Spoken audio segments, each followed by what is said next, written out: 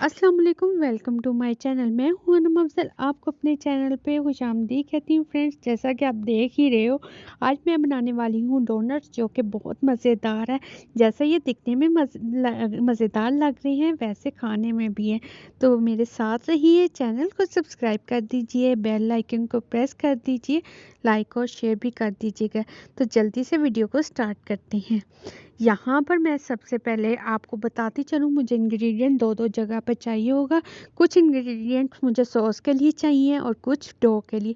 साथ साथ मैं आपको बताती जाती हूँ। यहाँ पर मैंने दो जगह पे 1 टेबलस्पून मैंने बटर के लिए हैं, और यहाँ पर मैंने आधा कप जो है वो मैंने मैदा के लिए, यानी कि 5 टेबलस्पून मैदे के लिए हैं। 1/4 कप यहाँ पर दूध है, और सॉस के लिए भी मुझे 1/4 कप ही रिक्वायरमेंट होगी।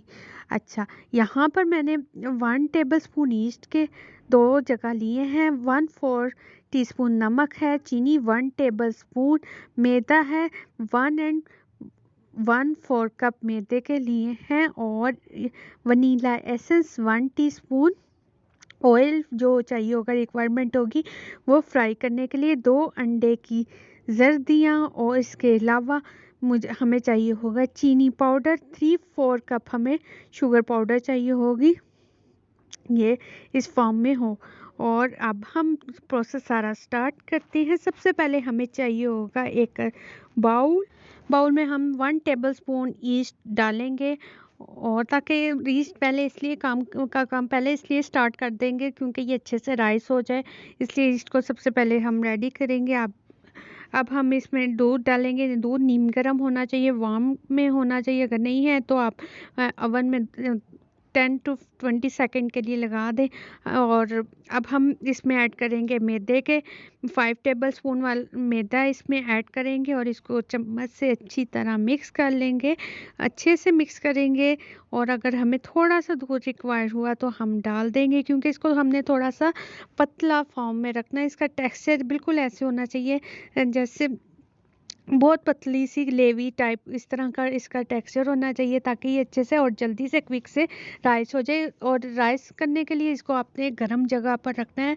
अगर ठंड बहुत ज़्यादा ठंडा इलाका है तो आप क्या करें, माइक्रोवेव में गर्म करके अच्छे से, और फिर उसको 30 सेकंड के लिए चला दें, और फिर आप उसके अंदर रखें, तो आपकी ईस्ट अच्छे से और जल्दी आपकी ईस्ट राइस कर जाएगी। और इसको अच्छे से हमने यहाँ पर देखें, अब ये हमें इसके दूध में थोड़ी सी रिक्वायरमेंट और है, तो हम इसमें थोड़ा सा दूध और ऐड कर देंगे। कुछ पहले हम इसको अच्छे से देख लें। अब हम इसमें थोड़ा सा दूध और ऐड करके उसको अच्छे से मिक्स कर लेंगे।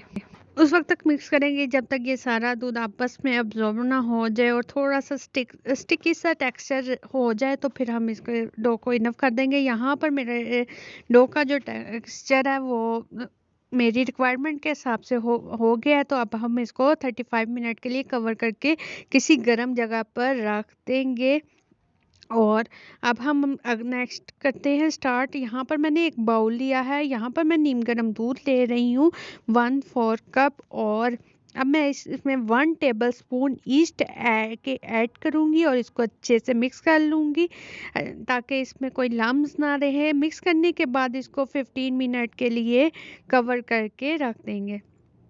यहाँ पर मैं इसको 15 मिनट्स हो गए हैं। अब मैं इसमें जो मैंने डो तैयार की थी वो मैं इसमें ऐड कर दूंगी, और इसको अच्छे से इसके अंदर मिक्स कर लूँगी।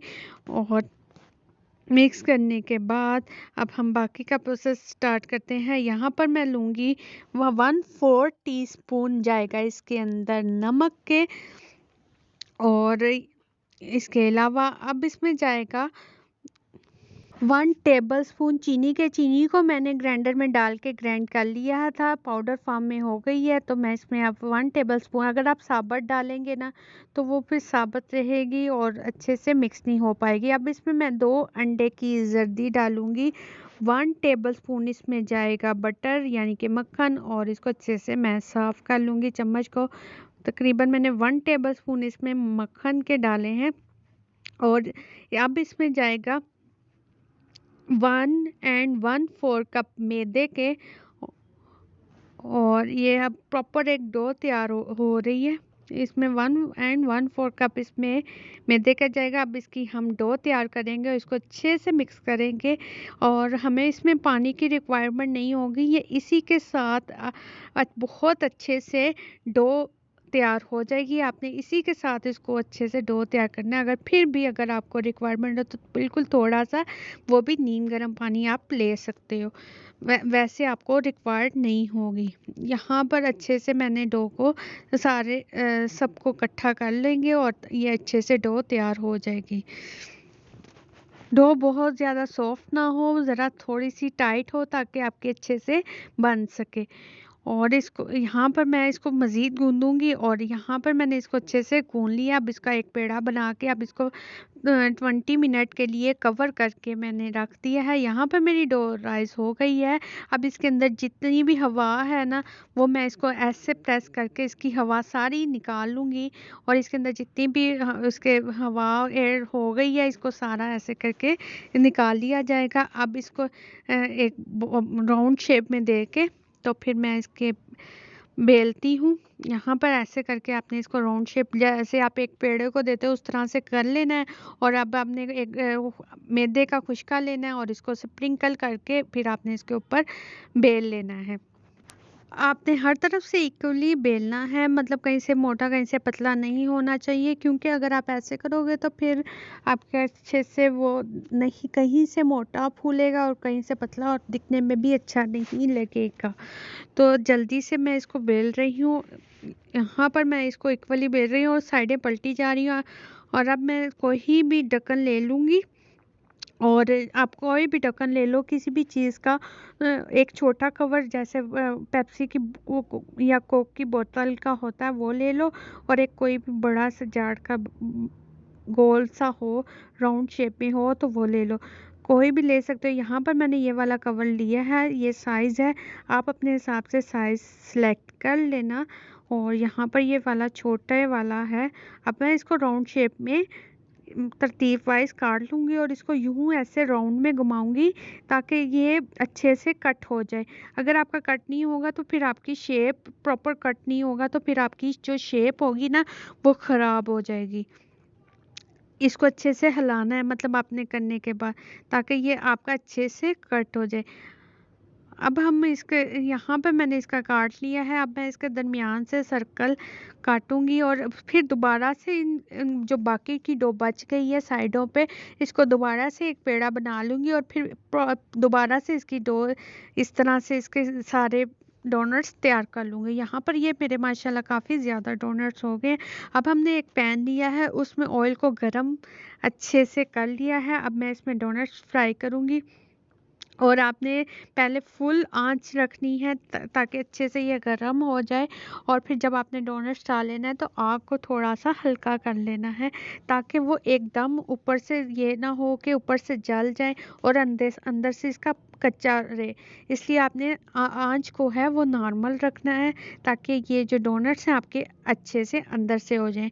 और बेकिंग का तरीका बहुत ही आसान है, जैसे मैंने आपको केक बेक करना बताया था, बिल्कुल आपने उसी तरह एक नीचे कोई बर्तन लेना है, उसके नीचे कोई मोटा सा मोल्ड ले लें और उसके ऊपर ट्रे या कुछ भी रख दें, कोई कवर रख दें और उसके ऊपर डोनट्स रख दें और 15 to 20 मिनट के लिए बेक कर लें दोनों साइडों से, तो आपका बहुत अच्छे से बेक भी हो जाएगा।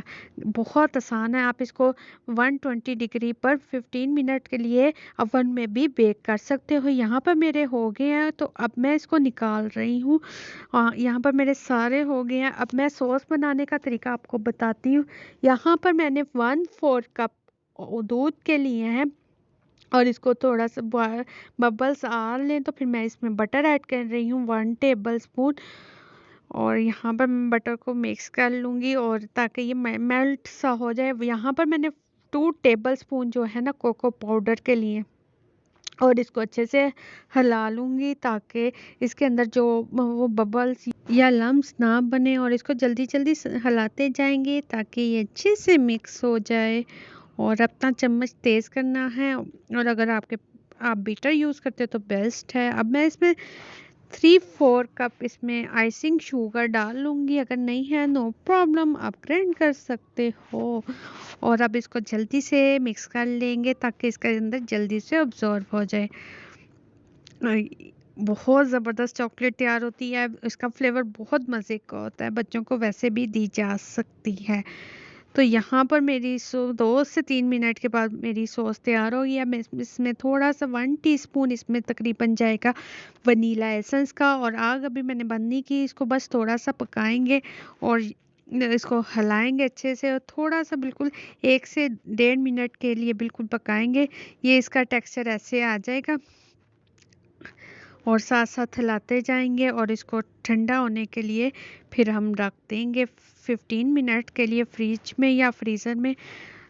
और यहाँ पर मेरी सॉस तकरीबन रेडी हो गई है। मैं चूल्हा बंद करने वाली हूँ। यहाँ पर मैं हो गई है और ठंडी भी हो गई है। तो अब मैं इसमें डिप करके तो सर्व करती हूँ। मैं इसको सर्व करती हूँ, आपने ऐसे डिप करना है और कोई भी चीज़ स्प्रिंकल कर दें। मैंने आलमंड्स किए हैं और इसको अच्छे से आपने इसको साफ़ करके, ताकि वो नीचे वाले पोर्शन में ना लगे, आपने इसको अच्छे से साफ़ करके पहले एक अलग से प्लेट में करना है और फिर आपने सर्विंग प्लेट में रख देना है।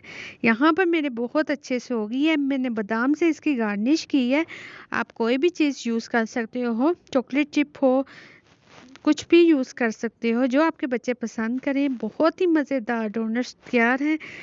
इसी के साथ मुझे इजाज़त दीजिए। मेरे चैनल को सब्सक्राइब कीजिए, बेल आइकन को प्रेस कीजिए, लाइक और शेयर भी कर दीजिएगा। Thank you. अल्लाह हाफिज़। मुझे दुआओं में ज़रूर याद रखिएगा। अल्लाह निगहबान।